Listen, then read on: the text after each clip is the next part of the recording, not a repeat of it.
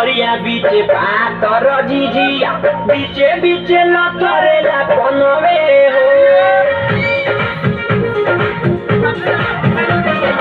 गौना सहरिया बीचे पातर झिझिया बीचे बीचे लथरेला पनवे हो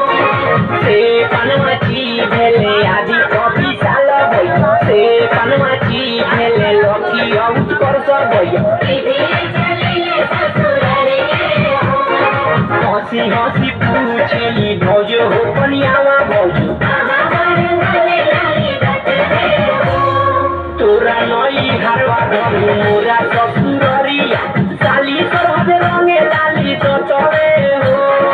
गौना सहरिया बीचे पातर झिझिया बीचे बीचे लथरेला पनवे हो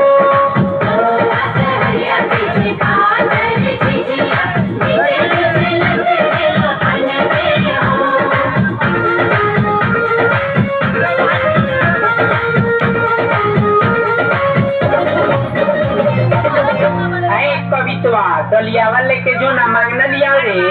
अब कितना गई बसन अभी 10 दुआरी जाए के बाद सांझ के रामायणो देखे जाए के बाद है उठाना डलिया वा जो ना मांगना लिया कौन है कि घर डलिया चाउर दी हन ना तो बिहान से अइबो ना करेम सन मांग लिया जो दौड़ दौड़ जो जल्दी चल ना फलना चाचा का दुआरा पर ना तो बिहान से फिर बड़ा दिक्कत हो जाई कह दिया राम